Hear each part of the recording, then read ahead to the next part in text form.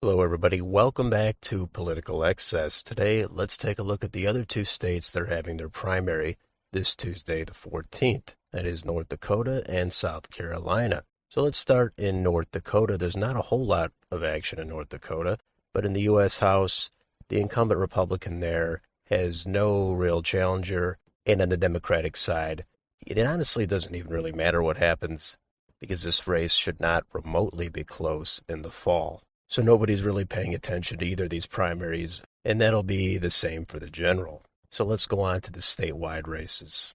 There is no governor's election this year in North Dakota.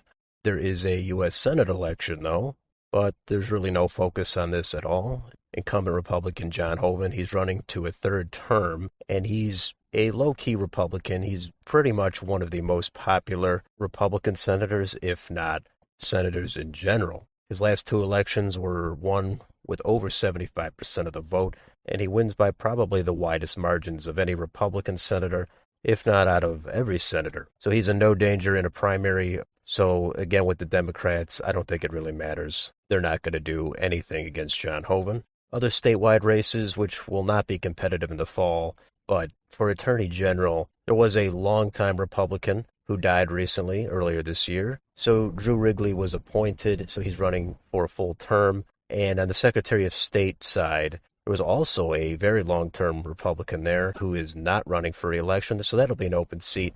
I don't expect any drama, but if there is, I'll be mentioning it. So if we move over to South Carolina in the U.S. House, in the 1st District, incumbent Republican Nancy Mace, she is facing a challenger, Katie Arrington, who's endorsed by Donald Trump. And the polls show a kind of a close race here, actually, but the market does show Nancy Mace with a substantial lead. But South Carolina does have runoffs if no one reaches 50% of the vote, so there's a chance for a runoff in this or any of the other races. In the 4th District, William Timmons does have a primary challenger, but he doesn't appear to have much traction.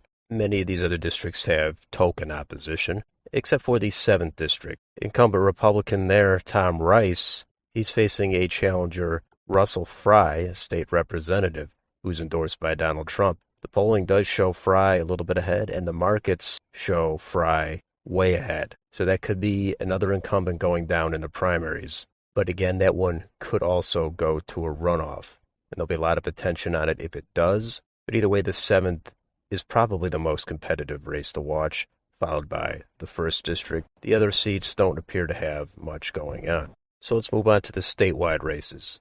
For governor, incumbent Republican Henry McMaster, he's running for re-election. He's going to have that nomination pretty easily. On the Democratic side, they appear to have Joe Cunningham, the former one-term representative, as their front-runner. He's pretty much a mild, moderate type Democrat, but maybe there's an upset there and a more progressive type of Democrat ends up pulling it out.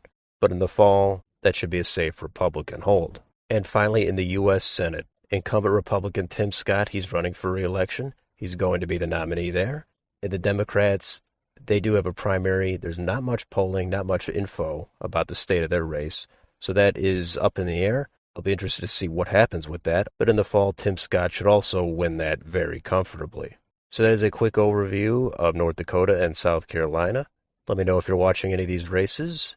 If you enjoy this content, please like, share, and subscribe. Thanks for watching, and I'll see you on the next video.